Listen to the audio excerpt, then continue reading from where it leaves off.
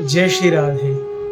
मेरा कन्हैया आएगा, यह आस हम सब लोगों के जीवन में होती है, लेकिन यह आस पूरी किसकी होती है? आइए एक ऐसी ही सुंदर कथा मैं आप लोगों को श्रवण कराता हूँ, जिसमें एक भक्ता की आस थी जिनका नाम था श्री आनंदी बाई। और उनकी क्या आस थी कि मेरा कन्हैया आएगा।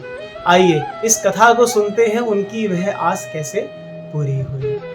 गोकुल के पास ही एक गांव में एक ठाकुर जी की भक्ता रहती थी जिसका नाम था आनंदी बाई। युवावस्था में ही उसका विवाह गोकुल गांव में ही कर दिया गया। और पहले के जमाने में आप सब लोग जानते हैं कि जब विवाह किया जाता था तो जो कन्या और जो वर होते थे वह एक दूसरे को देखते नहीं थे। घर के जो बड़े लोग होते थे वह जाके रिश्ता करके आ जाते थे। तो ऐसे ही आनंदी बाई का विवाह गोकुल गांव में रहने वाले एक व्यक्ति के साथ निश्चित कर दिया गया। अब सुंदर वह विवाह की बेला आई, जिस समय पर उन दोनों का विवाह संपूर्ण हुआ। और प्रथम मिलन की रात्रि में जब उस वर ने उस श्री आनंदी बाई का दर्शन किया, आनंदी बाई के उस घूंघट को उठाया, तो उन्होंने जैसा सोचा था बिल्कुल वैसा उसके विपरीत हुआ।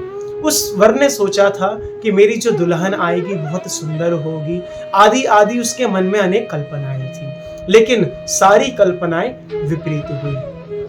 आनंदी बाई इतनी देखने में सुंदर नहीं थी, या उसके शब्दों में कहा जाए तो आनंदी बाई देखने में बहुत ही कुरूप थी। उसने उस प्रथम मिलन की रात्रि में ही आनंदी बाई का त्याग कर दिया। और जब वो त्याग करके जाने लगा तो आनंदी बाई खूब रोई। और जो उस पुरुष के माता पिता आदि थे सबने कहा, अरे आज ही तो तेरा विवाह होकर आया है और तू अपनी इस पत्नी को छोड़ के चला जाएगा, क्या तू समाज में हमारी नाक कटवाएगा? तो वो पुरुष भी कहता कि अगर आपने मेरे को इस स्त्री के साथ रहने की जबरदस्ती की ना, तो मैं अपने प्राणों को यही छोड़ दूंगा, या तो मुझे यहाँ से जाने दो। अब माता पिता ने भी सोचा कि भाई एक ही बालक है, अगर ये अपने प्राणों को छोड़ देगा तो हम कैसे रह पाएंगे।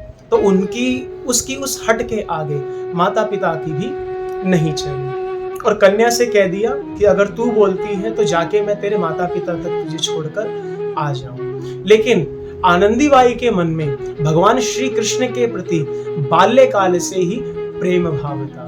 वह भगवान को अपना सर्वस्व दे चुकी थी। तो आनंदी बाई ने अपने ससुर जी से कहा कि आप मुझे यहाँ से कहीं मत भेजिए, और ना मैं अपने माता पिता के पास वापस जाना चाहती हूँ। मैं तो इसी गोकुल में रहकर भगवान श्री कृष्ण को ही अपना सर्वस्व मान के मैं उनका भजन करूंगी।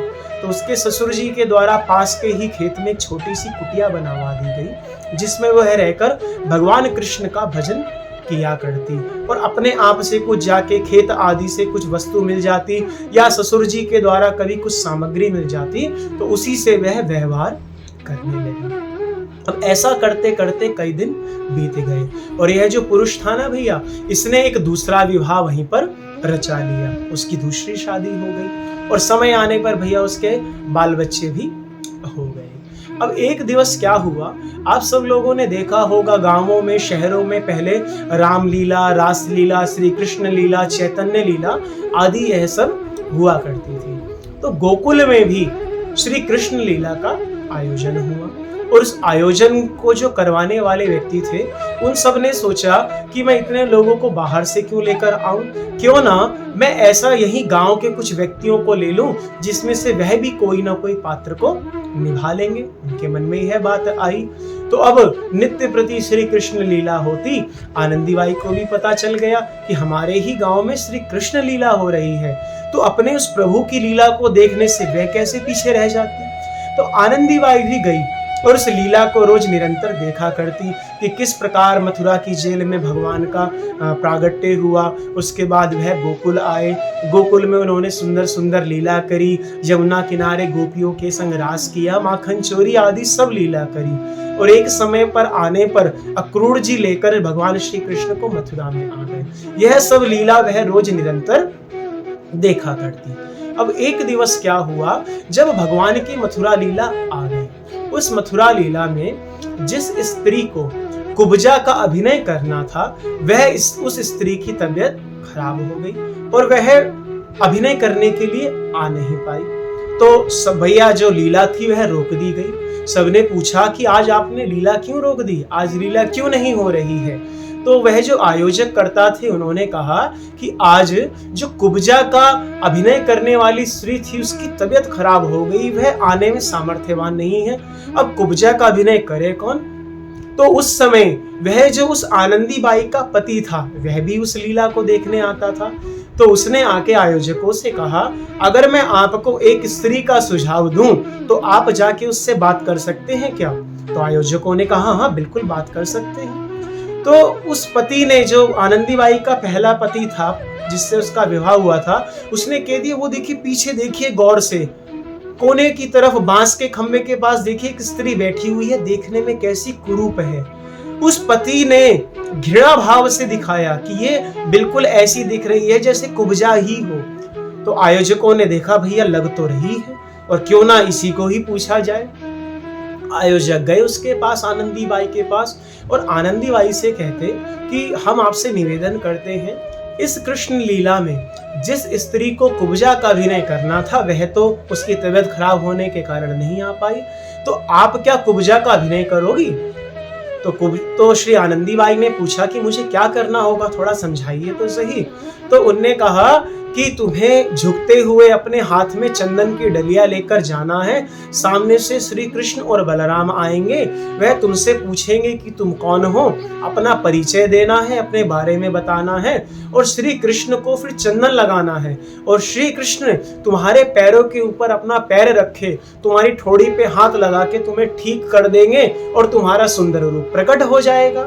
जैसा भागवत जी में वर्णन है वैसा वैसा आयोजक ने बता दिया। अब तो आनंदी बाई मन ही मन इतना फूल गई, इतना मन उसका प्रसन्न हो गया, वह सोचने लगी आज मेरा कन्हैया आएगा, आज मेरा सांवरिया आएगा, और उसने तुरंत ही हाँ कर दी कि मैं इस अभिनय को निभाने के लिए तैयार हूँ। अब जैसा उसकी वेशभूषा थी, उसको एक साड़ी ऐसी पहना दी गई जैसी कुब्जा के लिए धारण उन्होंने सब पहले से सुनियोजित कर रखा था, पहना दी गई, और सामने से एक 7-8 वर्ष का सुंदर सा बालक मोर पंख धारण किए हुए हाथ में महाराज बांसुरी लिए काली कमरिया ओढ़े हुए आ रहा था, और साथ में दाऊ जी भी थे।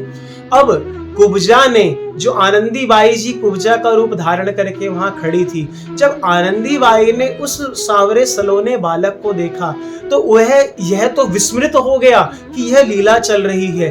उन्हें साक्षात लगा कि स्वयं श्री कृष्ण मेरी तरफ आ रहे हैं, यह उनको अनुभूति हुई। क्योंकि भैया हमारे व्रज में कहा भी जाता है कि किसी भी ब्रजवासी बालक को जब हम मोर पंख धारण करवा देते हैं और किसी भी बालिका को जब चंद्रिका धारण करवा लेते हैं तो वह साक्षात राधा कृष्ण का स्वरूप हो जाते हैं, ऐसा हमारे इस ब्रज में मान्यता है। तो उस आनंदी बाई ने भी यह महसूस किया सामने से जो बालक आ रहा है कि और कोई नहीं, साक्षात श्री कृष्ण ही चलते हुए आ रहे हैं, ऐसा उनको महसूस हुआ।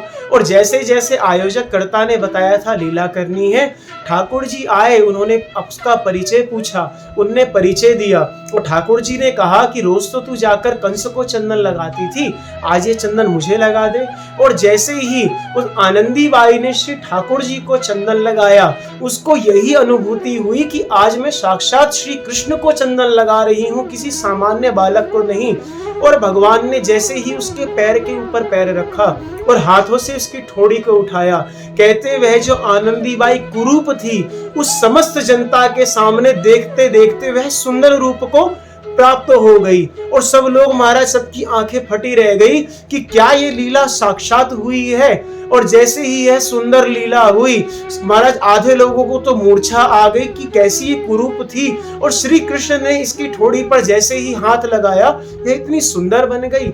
अब तो वो भगवान श्री कृष्ण के चरणों में पड़ गई और कहने लगी, प्रभु ये संसार वाले मेरे इस रूप को देखकर कहीं ये वासना में लिप्त ना हो जाए, मेरे प्रति कोई गलत भावना ना रखे। तो श्री कृष्ण ने कहा तू चिंता मत कर, तू तेरा स्पर्श मैंने किया है, तुझे जो कोई भी देखेगा मातृ भाव से देखेगा, तो चिंता मत कर। और महाराज ये लीला जैसे ही भगवान ने उसे आशीर्वाद दिया, वह मूर्छित होकर वहीं पर गिर पड़ी।